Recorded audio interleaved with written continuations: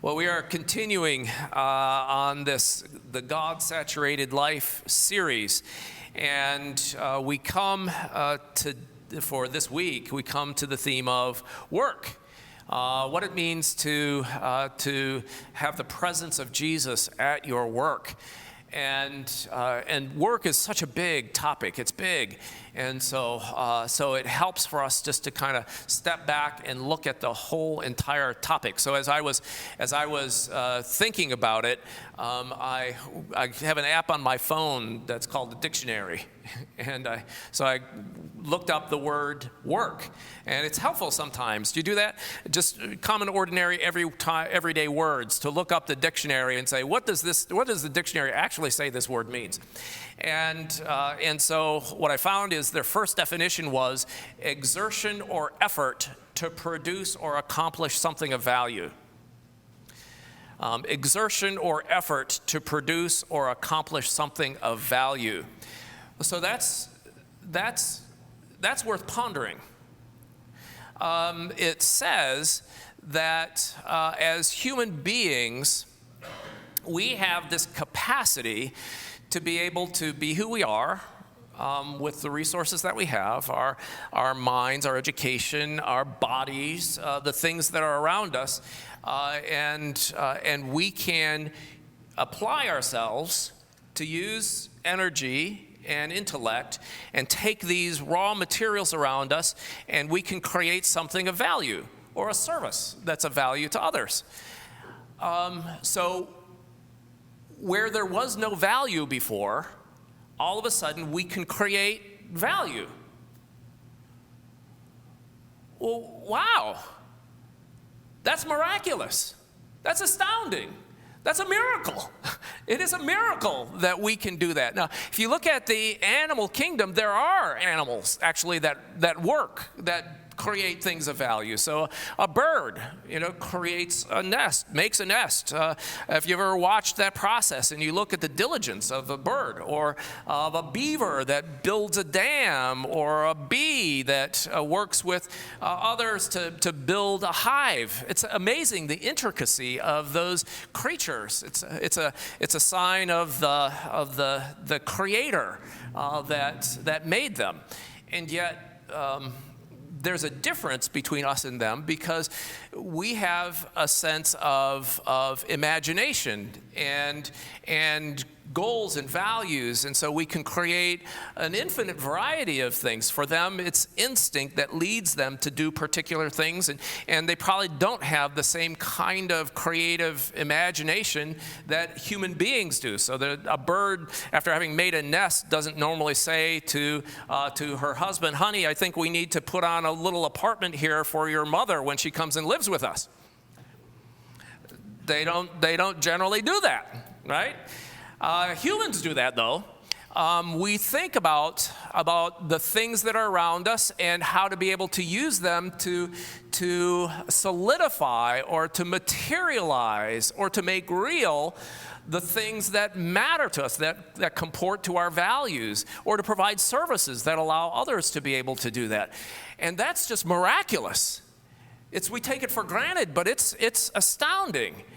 And so then in this culture of ours, we have this way of taking those abilities of ours and to turn them into the capacity for generating income. So we translate those things into money so that we can then buy the goods and services that we need that other people provide. So for us, work oftentimes means jobs and the way that we spend our times doing those things. And in our culture, here in the United States, about half of all people work for a paycheck of some sort. About half of us. The other half are either too young, or they're retired, they're disabled, they're between jobs. They're all different kinds of reasons for which people are not able or don't or choose not to work. But about half of the population does work for that paycheck. And that means, going through the process of setting aside our own desires, what it is that we want to do, in order to be able to fulfill the desires of a boss, someone else. So we have to know how to please a boss. We have to show up when we don't want to show up. We have to stay there for longer than we want to. We have to do things that customers want other than the things that we want to do. And so that's, to learn to work in the marketplace is not easy. If you've ever been unemployed for any period of time, you know how difficult it is to get back in the rhythm of work, and it takes this. It's a lifetime of activity. So do you remember your first job? The first job you ever had? It's burned in our brains, isn't it? What it is that we learn in our first job, that you have to all of a sudden set aside the things you want to do and go and do what your boss wants you to do in order to be able to bring home that paycheck. I remember our oldest son, he loved to play video games in high school. Playing video games. He loved hours. He would play them with other people and he'd play them by himself. He loved to play video games. And then the summer came when he was in high school, and my wife and I said, Dan, you need to get a job. And so he could see fading away his video game summer playing. And so he had to look for a job. And so then he stumbled onto one that was the answer to his prayers, and our prayers too. He found it. So GameStop was the video game store in the mall where he spent all of his allowance money, right? And so he found out that they had a warehouse not far away, and they were looking for employees to come and work for them. And he said, this is perfect. I can go there, I can work all day long at GameStop. This is awesome, this is great. Of course, he didn't know anything about warehouses or the kinds of things that they do in them, or that it wasn't air conditioned during the summer. Or the fact that there are these big trucks that they're actually filled with boxes. They have to be unloaded, and then you have to load them with other kinds of boxes.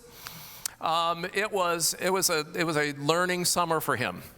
And I remember him kind of walking into the house, really plodding, dragging his body into the house at the end of a long workday. My wife and I were sitting in the living room, and he walked into the middle of the room, and there's a carpet there, and he collapsed on the carpet.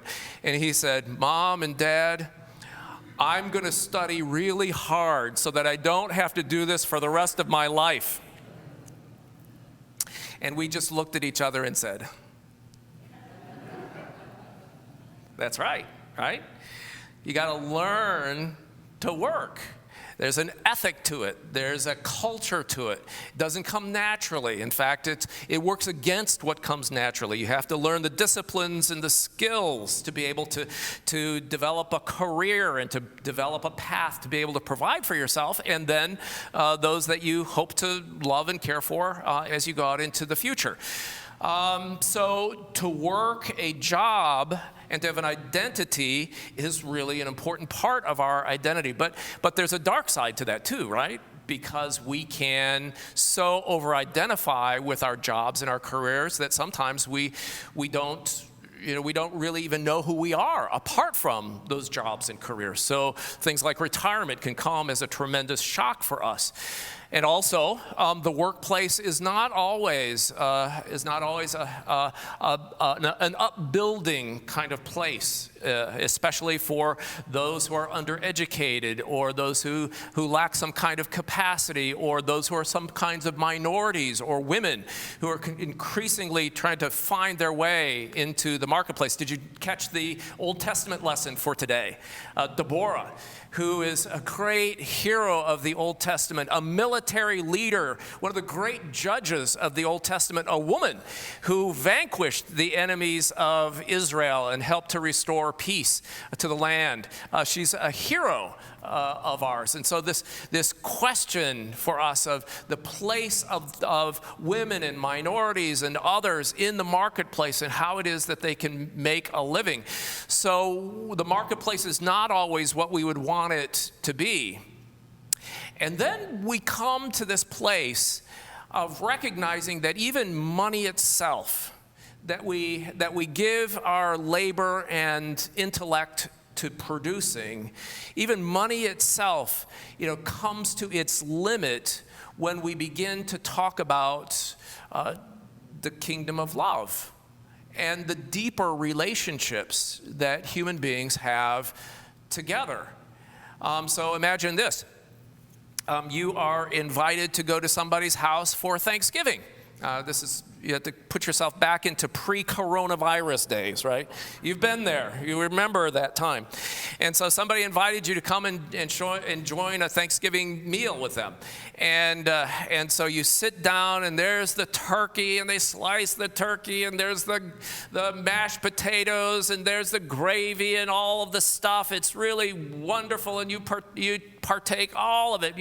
You have firsts, and then you have seconds, and then you have pumpkin pie, and then you have apple pie, and you can hardly take another breath.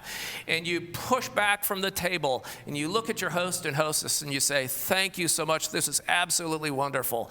And then you reach into your pocket, and you pull out your wallet, and you pull out two $20 bills, and you lay them by the side of the plate, and you say, "Thank you so very much for what you've done for us. Keep the change." Oh, now maybe for some of you, you just want to grab those two 20s and say, "Finally, we got something out of you." But generally, that's not going to be the response, right? In fact, the response is more likely to be almost being offended, right? Because they've offered something to you for something more meaningful than money, and the presence of money seems to cheapen it in some way. And so, is it because it wasn't work? Well, it was a lot of work. It was a lot of work cleaning the house and vacuuming the rug and dusting and getting everything ready, and then all of the food and preparing the turkey and all of the things that burned unintentionally, and so then you make something else at the last minute to fill in the space. All of those things. It's a tremendous amount of work, and then you got to pretend like it was nothing at all, right? It was a lot of work. But money can't capture the transaction, the magic that happened. There's a different kind of currency that flows. And so now all of a sudden we're moving from employment and jobs, which are a part of God's creation. It's a part of how our economy allows us to be productive. But we realize that God's economy involves that and more as we look at the numbers of relationships and the numbers of ways in which we relate to each other. So we come to the gospel lesson for today. There's a master, an owner. And he has 3 employees, and so he's going to charge them with doing business on his behalf.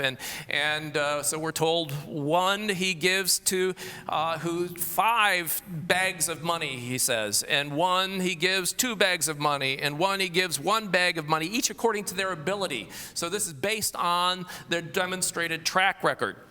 Now, I'm going to quibble a little bit with the gospel, with the translation here, because we're not talking about a bag of money, as in like a bunch of quarters.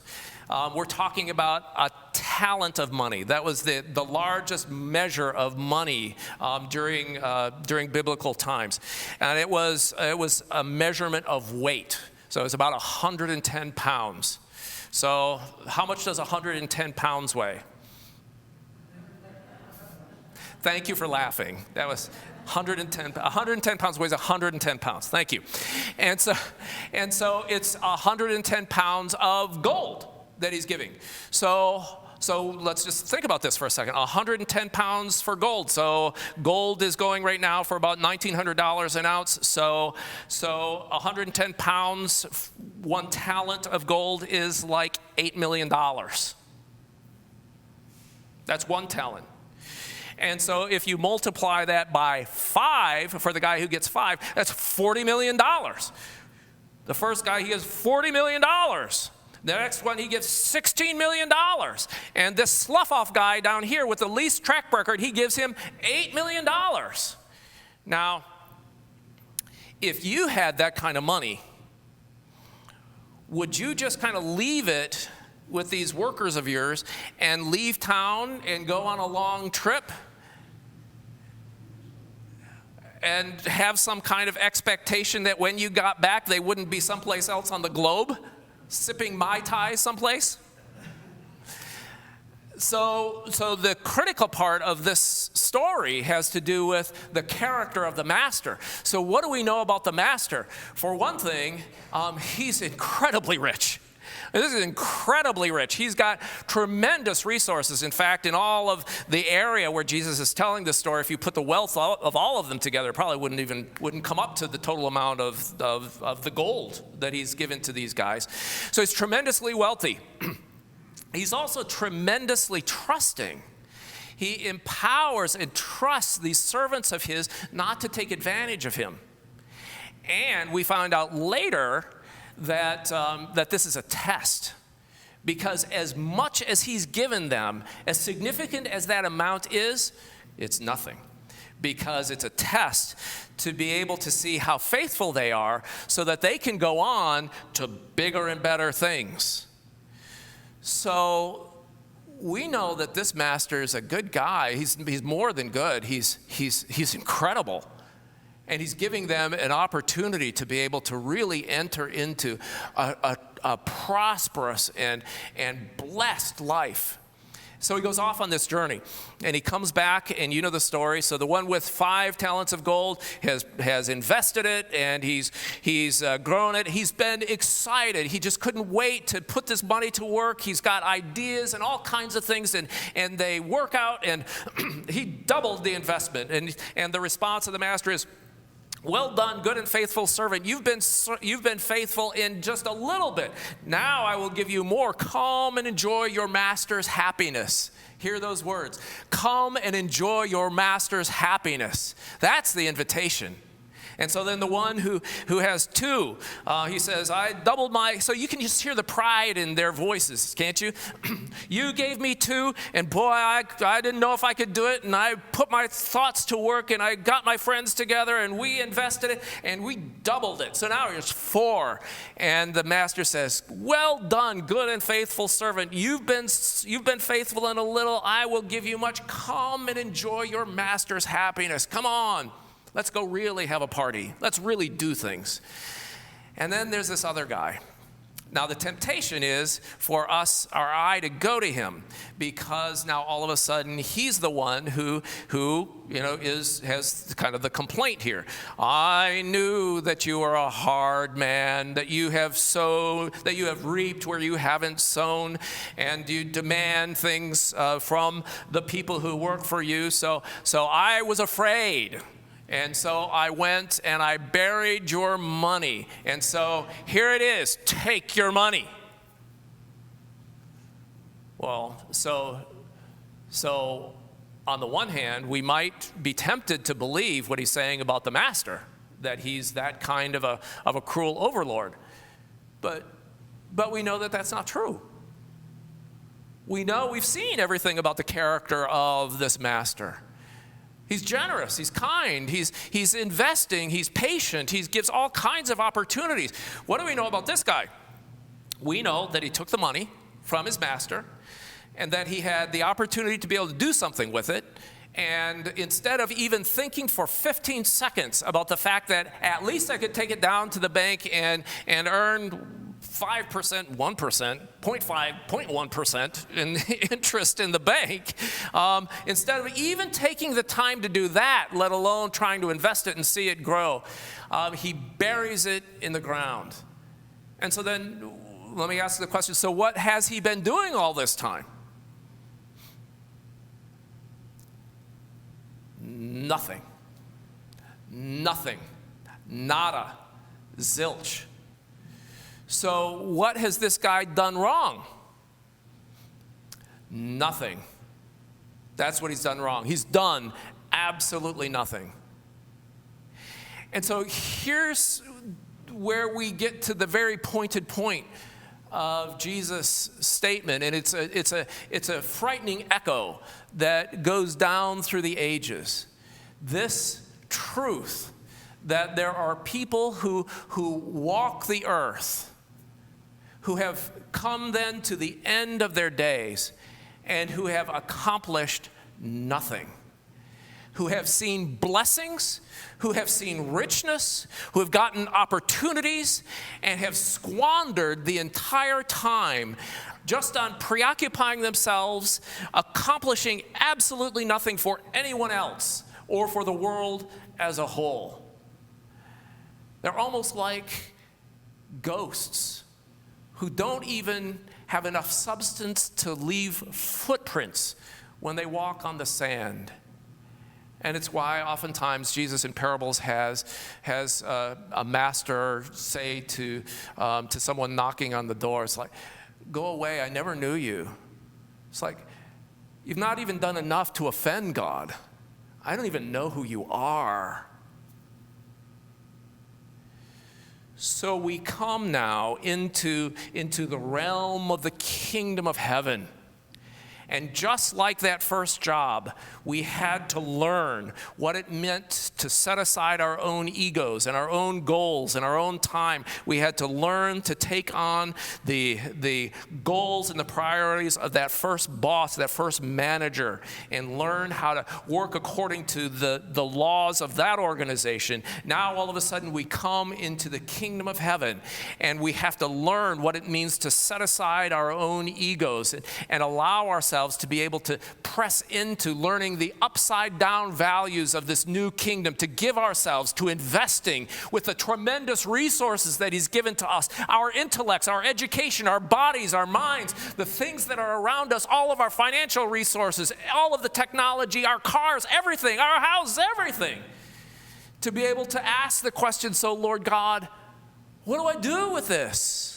I have a friend who went through a particularly bad time. His marriage broke up. He had a terrible relationship with his kids. He was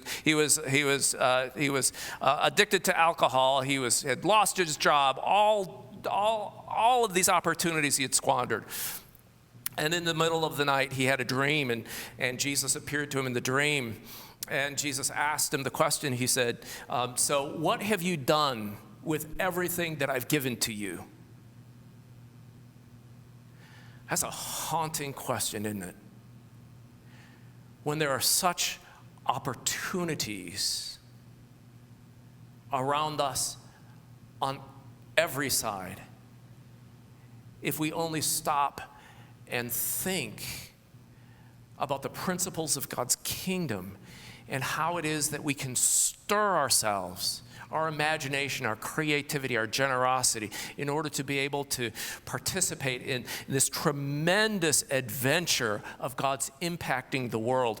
I can tell you, the recent thing for us has to do with this position for the director of spiritual formation for youth and families. That was not going to be a possibility.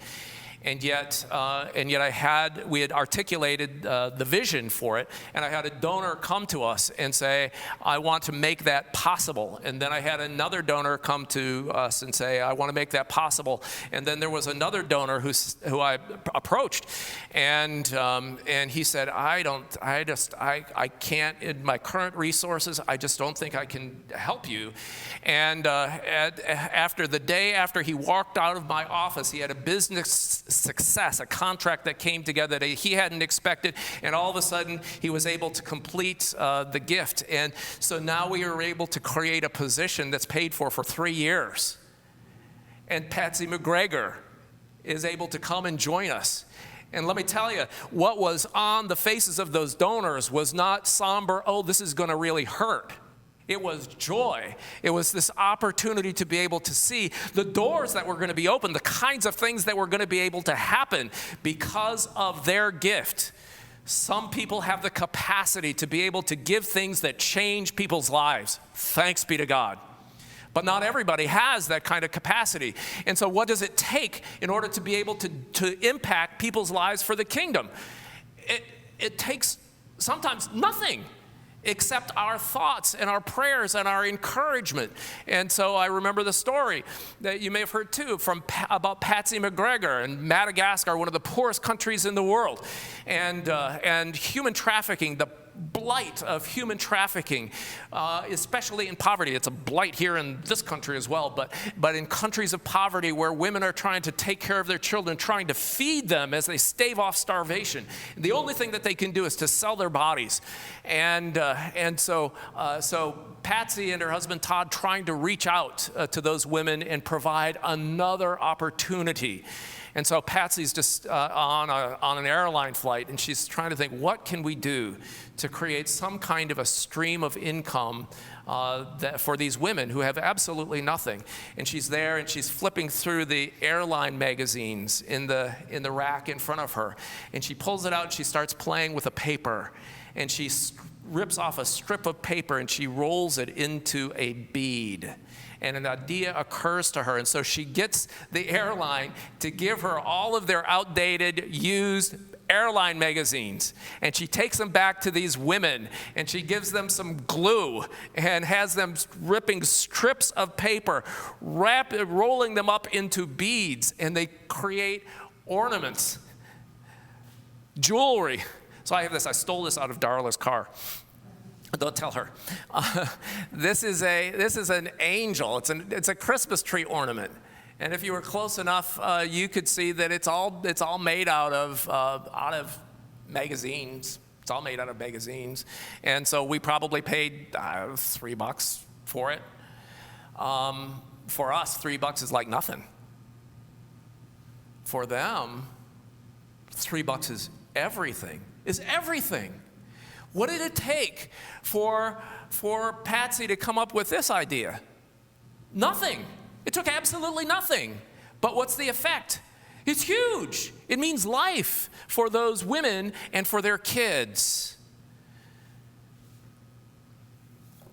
All of us have resources that God has just poured out into our lives, the opportunity to be able to use them to do the simplest things that make for tremendous impact.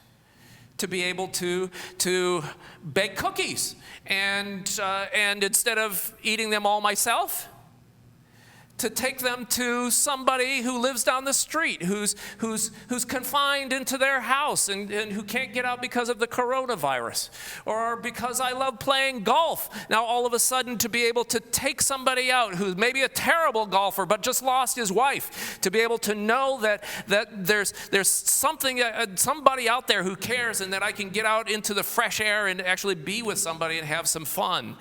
Oftentimes, vocations come out of a place of woundedness. So if I've been addicted to alcohol and God has delivered me, and I still am at a place that I experience some freedom from that addiction. But I know that there are other people out there who are not, but they're looking for sponsors or for friends to be able to give my time and energy. So we know from AA that being a sponsor for others is critically important in order for us to perpetuate our own healing. For someone who is adopted, to be able to be compassionate and offer their support for other kids who don't have a home to be adopted in. And the list goes on and on and on and on and on. The limit is only our compassion, our passion, our imagination, our willingness to serve.